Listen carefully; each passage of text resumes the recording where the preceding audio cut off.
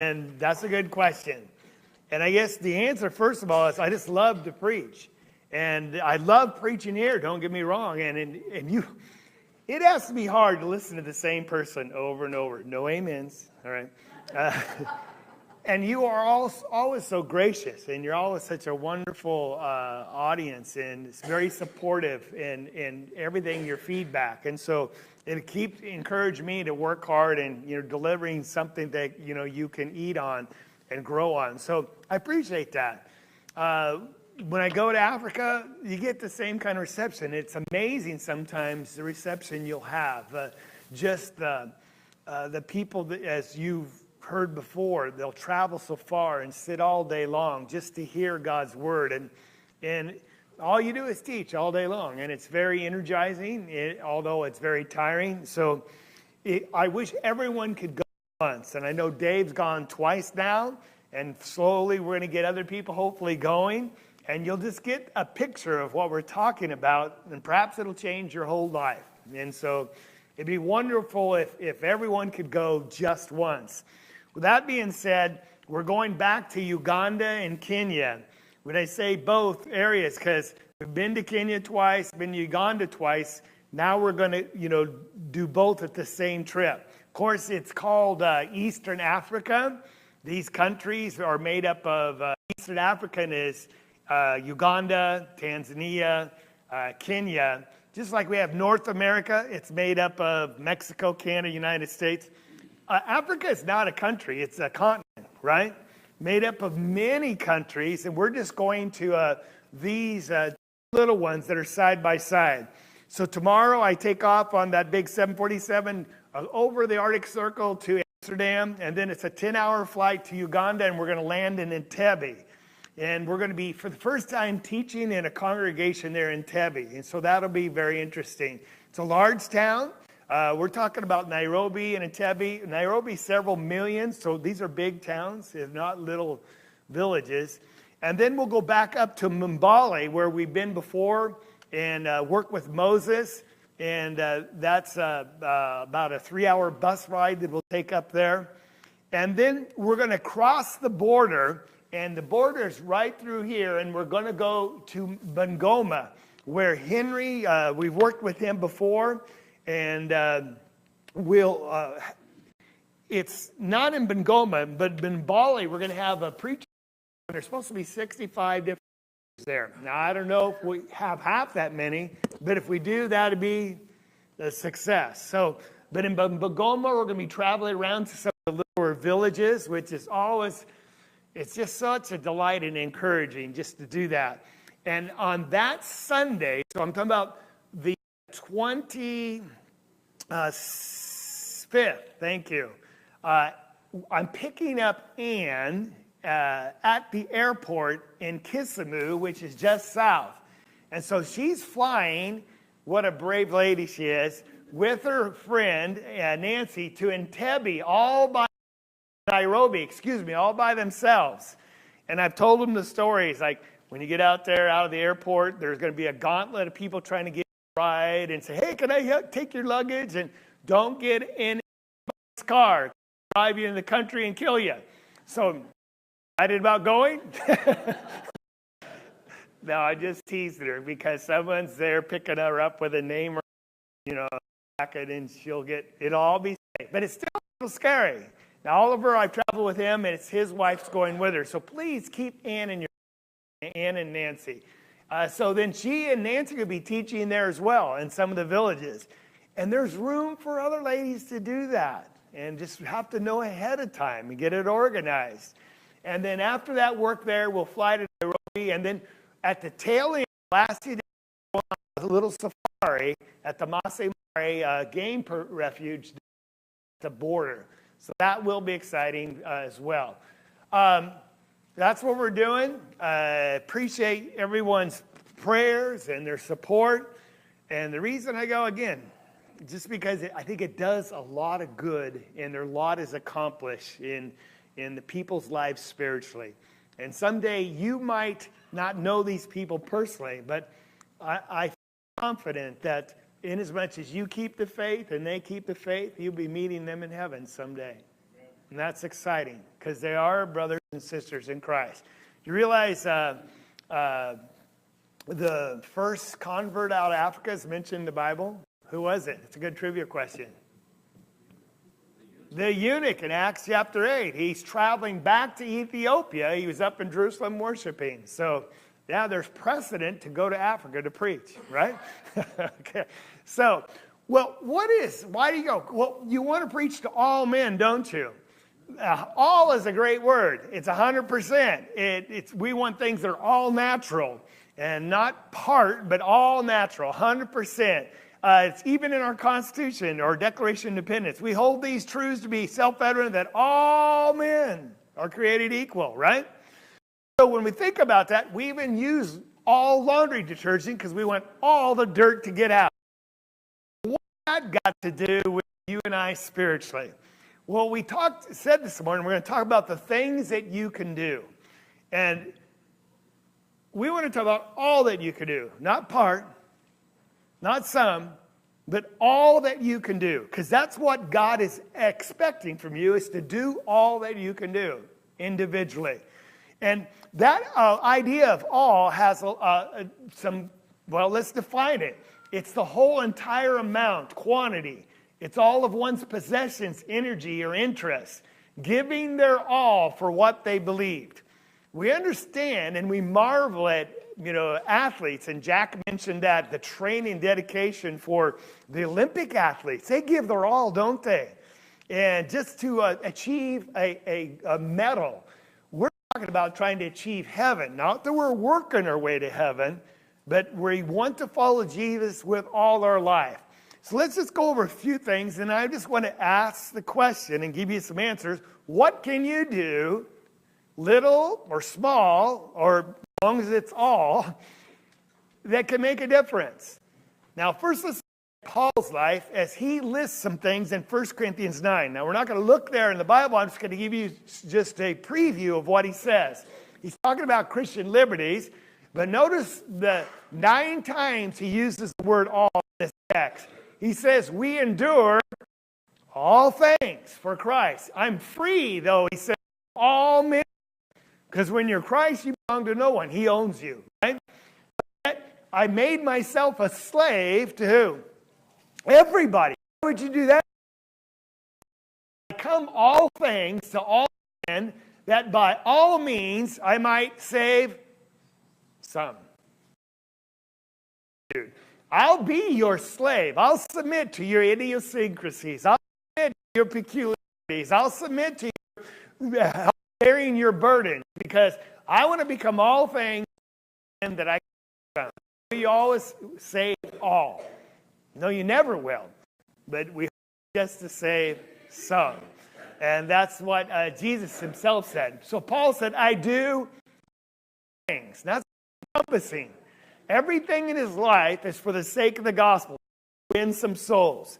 So I can only imagine Paul getting up, thinking about what he's going to do today for the gospel, going to bed, reviewing, what could I have done different? How could I be better tomorrow in helping the gospel grow? Everything's about seeing people go to heaven. It's about spreading the gospel. It's all. He says, those who run in a race, they all run in such a way that you win. Now, are we in a race ourselves? It's a battle, but Paul describes it. Just keep running, never quit. Everyone that runs in a race exercises self-control in all things. Now, all I do is, all I'm doing, I use this word when we're talking about encompassing of your life. Compartments where the Lord doesn't have charge over. And the secret to having really a passionate, happy, peaceful, successful Christian walk is not holding back anything, but giving it all. Be all in, completely in. Now, that's what Paul says here. So when you think of that, it's in Africa. This is people doing all that it takes to get the job done. And you probably see it in the Philippines too. But, if they got to transport bricks, you don't have a truck. How am I going to get them from A to B? You do all that it takes. Now, Paul's purpose in life, he said, I do all things for the sake of the gospel, that I might become a fellow partaker of it myself. All things. And when we look at that, I want to just open our Bible now to Luke 21. We know this lady, the widow, the account where she gave the 2 coins. Now again, you're asking, what can I do? Well, let's just keep on setting the stage here. They're in the temple area, and people were giving their alms, as was customary for the Jewish people. In verse 1, we find just this simple account. It's only 4 verses. He looked up and saw the rich putting their gifts into the treasury. And then he saw a certain poor widow putting in 2 small copper coins. And then we hear his commentary to his disciples that are standing there with him or watching. Truly I say to you, this poor widow put in more than all of them. Now we understand that the treasury box had a metallic horn that would come up. It'd be like a funnel, right? And if it was made out of copper, can you imagine, you throw in the money and it go down in the box. Not a little slot, you go one at a time. So you could take a sack of coins and just pour it in, and it'd all go in. Now, if you poured in a sack of coins, would that get some attention? I have a metal thing, I should have brought it and just poured a bunch in. Everyone would have woke up and say, what's he doing? So the rich, they made a big show of it. That's why Jesus said, when you give what? In secret. Don't let your right hand let your left hand know what it's doing. Or I got that reversed, all right? But they would do it for show because they know it would make a lot of noise. So then the lady comes along, and how much does she put in? Tink, tink. Does anyone notice? But the Lord noticed. He noticed, and since he realized not anyone else paid attention to her, he had to draw attention to what she just did. Isn't that right? And if he hadn't drawn attention to what she just did, we wouldn't have learned this lesson. See, the rich were putting in their large. She put in just 2 small coins, and Jesus said, she gave more than the rest. And you go, well, how could that be, Lord? Because we heard the noise of the rich people. We couldn't even hear her put in her 2 small coins. The explanation is in verse 4. For they all out of their surplus put into the offering. And what does that mean, the surplus? An abundance of money, right? It's more than they needed. After they took out for their bills, their living expenses, for their savings, for their own pleasure, they go, what do I do with the rest? I know.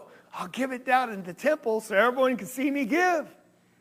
And I don't know if it always went down that way, but that's the indication we get. They are giving out of their surplus, and here's what he says about her. She gave out of her poverty, having put in all she had to live in. What's the big word there? She gave all. Not out of surplus. 100%. Now, I don't want you to go away thinking we're talking about money today, but because money is the illustration, though, about the only thing the Lord will accept is an attitude that is willing to give all. Whether it's your energy, your time, using your talents for the Lord rather than just for yourself, He wants us to give all that we have. And so we look at this, there's a lesson to be learned. Now, you might not have liked the younger picture, so here's an older person. Here's some lessons we learned. First of all, in 2 Corinthians, you can write this down in chapter 8, verse 12, when he's talking about giving benevolence. He says, what we do is acceptable based upon what we do have and not upon what we don't have. So he's talking about giving particularly. And he says, your giving will be accepted if you give on the basis of what you do have, not on what you don't have. Now, why would he even have to say that? Why would he have to say that? I need to have, what do some people say? Well, if I had a lot more, I'd give more. And it's right. And Jesus is saying through Paul, no, that's not going to be acceptable. Because if you won't give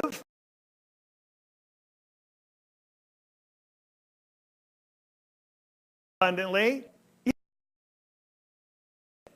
don't think and deceive yourself, think you would give if you had a lot, because you won't. Because if you're stingy with a little, guess what? You'll be stingy with a lot. So it's not based on what you don't have. God, our doing is only acceptable based on what we do have. Now that directly has relationship to our spiritual gifts or our own abilities. Because a lot of times people think, well, I can't do that. I can't preach, I can't teach, I can't do that. And so they see themselves not being able to do much, so they think, well, I don't have to do anything. And if I only could. And maybe that's what we tell ourselves. And Jesus is saying, through Paul here again, I don't care what you're not able to do. Because guess what? You can't do that. I'm only interested in what you are able to do, even if it's just a little thing. And I will accept what you do, even though it's little, if you're faithful in that. Does that make sense? So he says then in 2 Corinthians chapter 8, God loves what? A cheerful giver. So it's never the quantity of the gift or the thing that you do. It's always the quality in which you do it. Now in this case, the woman, she gave 100%. All that she had to live on, I imagine trusting the Lord to take care of her. And that's exactly what pleases God. It's not the number or the percentage, though it's the attitude behind why we do what we do. And so then the third thing, in 1 Corinthians 16, we see Paul says you have to give as you have purposed in your heart. Giving must be purpose. In other words, you determine beforehand and you weigh what you have, not what you don't have, and you ask yourself, how much can I give cheerfully? And then you purpose. And if you can give based on what you do have, and you can give it cheerfully, and you compulsion, it was done freely, God says, I'll accept that gift and I'll be pleased with you. Now that's money. Do you think it's as true with any other act of service you do? If I purpose in my heart, make a decision, I haven't been doing this and I am able to do it, and from now on I'm going to start employing that act of service in my life. That is the little thing you can do. And you say, well, what is it? What are some of the things I can do? I just want you to see the attitude. We never compare ourselves with what someone else is doing. Remember in Corinthians class, Paul said, what are we? Talking about Apollos and Paul. He said, we're just servants. And you remember what that word for servant meant? Like a dishwasher. We're just like a dishwasher. All we do is serve tables, and the glory goes to God. Now, a lot of times, you might feel that about yourself. I do the big things, but if you didn't have the dishwasher, what would happen to the rest? It would close down, wouldn't it? So what's more important, the food that it's served on? They're equally important. So who's more important, the chef or the dishwasher? You say, well, anyone can wash dishes. It takes quality to be a chef. I'll give you that. But is the dishwasher vital to the restaurant and its operation? Even though it's considered a what? Little thing. So if you could do dishwashing based on the ability you do have, and you could do it cheerfully, and you purpose in your heart to be faithful about it, would God be pleased with that? See, it's not the quantity, it's the quality of work that we do for the Lord. So when you look at that, she gave what? How much she give? All. That's all the Lord will be pleased with. Nothing less, nothing more. Just all. That's 100%, isn't it? So all that I can do, I love this picture here. You know, if we ask people to transport bricks or move this and all you had a bike, I can only imagine people whine, I can't do that. Well, could you move one at a time? Yes, but it'll take forever. Well, what's the answer? Well, do it. I'm not asking you to move it all at once. If you have to move one at a time, then what? Move one at a time. Just do it if you have the ability. And that's the idea here. And so here's the last principle I want to share with you. In 1 Corinthians chapter 12, we talk about the body having many members. And here's the key verse. God has placed the members, each one of them, in the body, that's the family of Christ, where what? Where does he place you? Where he wants you in the body. You say, well, I want to be a mouth. No, I made you a toe.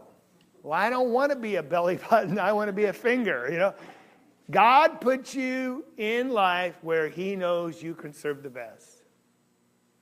Now that takes humility, and it also takes a willingness to serve the Lord where as he's asked. Chapter 12 of Romans, verse 4. He's talking about the same scenario, one body. We're all baptized into one body, many members. But there he says all the members don't have the same function. So let's marry these two together. God put you not on the pew where he wanted you. He put you in the body where he wanted you. And each of you have a different function than a person. Some of us might have similar functions or roles or gifts, but we all have different ones. So will any two people look alike in their service to the Lord? No. And that's the beauty of God's family. We're all uniquely different, and God puts us where he wants us. And so that's why Paul said in 1 Corinthians chapter 4, as servants, there's only thing that's required of us, be faithful. Trustworthy. When the master gives you something to do and gives you responsibility of some of his possessions, you be faithful in them. So let's put these all together because really everything belongs to the Lord, doesn't it? The earth and all that it contains belongs to the Lord. So whatever you do, Paul says, do to the glory of the Lord. Do all, not some, all to the glory of the Lord. So here's our principles. Then what can I do? Whatever God asks you to do. You say, well, that's a generic answer. Whatever he asks you to do, and whatever you have the ability to do. And let's put those two together. When you have an ability, and who gave you that ability? And does anyone else have your ability just like you have it? No. They might be similar, but yours is yours, a God-given gift. When God gives you an ability and an opportunity comes your way, you put ability plus opportunity, then you have responsibility. You must respond to your ability. God does not hold you accountable if you don't have the ability, even though you have the opportunity. That's why Paul says, woe is me if I don't preach. Because God gave him the ability and he opened the doors of opportunity. He had to step through. He said, woe is me if I don't.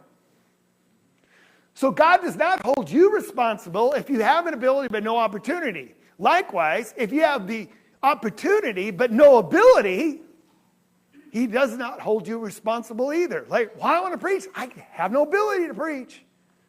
I can do something else, but I want to preach. Well, if you don't have the ability, not only you are not held accountable, you probably shouldn't anyway, right?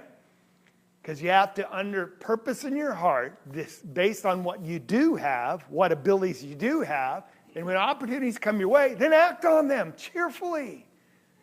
And so that's where we're going to give some examples. First of all, Jeff has talked about this, and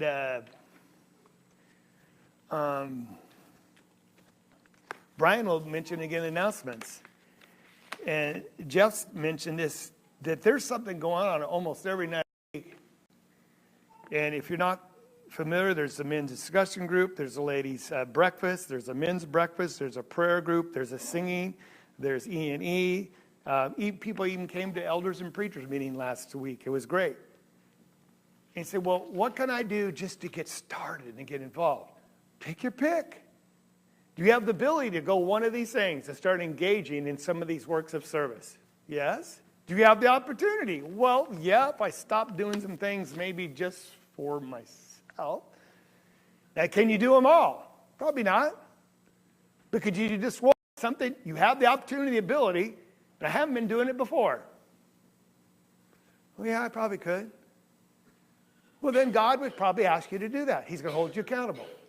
So, well, do I have to involve everything the church does? No, I didn't say that. But just pick one and get involved.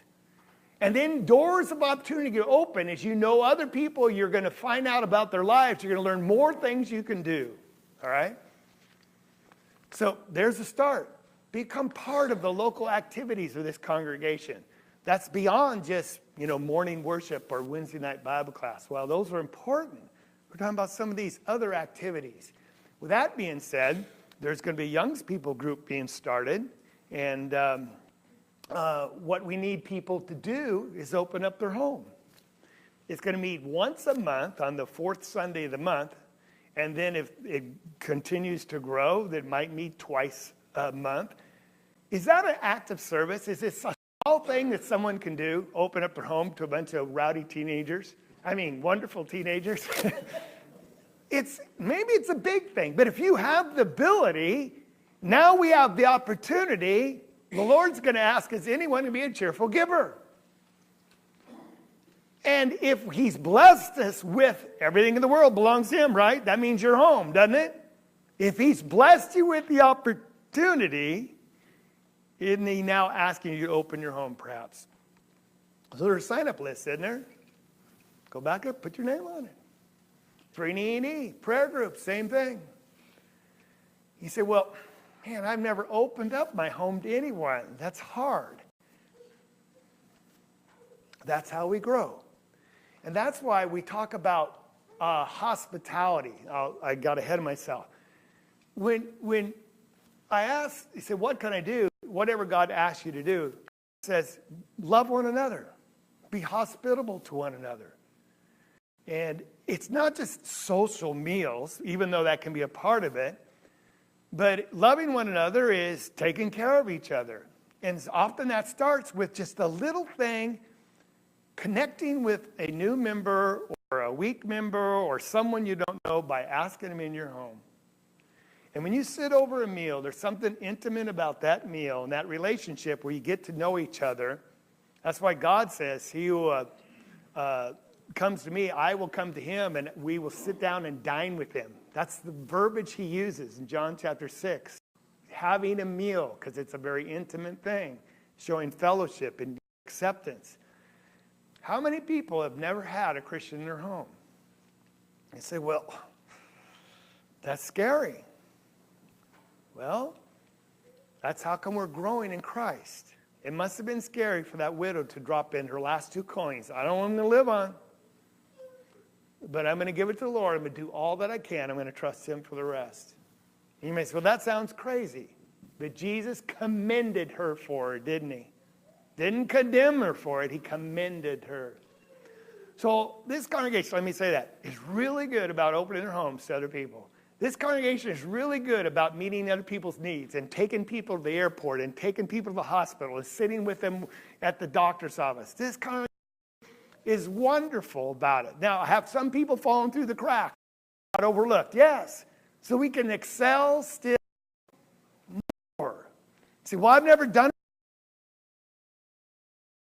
That for the rest of the year, you're going to have one family in your home. Just start doing what you can. Make a difference in someone's life. Maybe it's a young person. Prepare yourself to minister. What do you mean by that? Preach.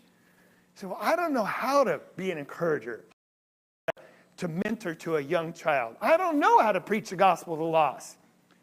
Well, then the least you could do is prepare yourself. How are you going to prepare yourself? That's why we do have the classes. That's why we do have Wednesday night. That's why we do have special classes, just to teach those things. Say, well, I want to do more, but I'm not prepared. Well, then make it your goal to prepare yourself. And then you can go on one of these trips to Russia with me. All right? Where did that come from? Maybe that's what I'm asking next. That's all, folks. No pun there. That's all that you can do, is all that you can do. That's all the Lord asks. I don't care if it's little or if it's a lot. That's what God expects. You say, well, really, is that reasonable? Didn't Jesus give us all? He gave all that he had to his life. And so that's the least I should be willing to do for him. Long, don't have much time for Brian. Appreciate your prayer and appreciate your patience. And I ask that you continue to pray while we're after him. If I can help in any way, once you come to the end. I am resolved no longer to linger,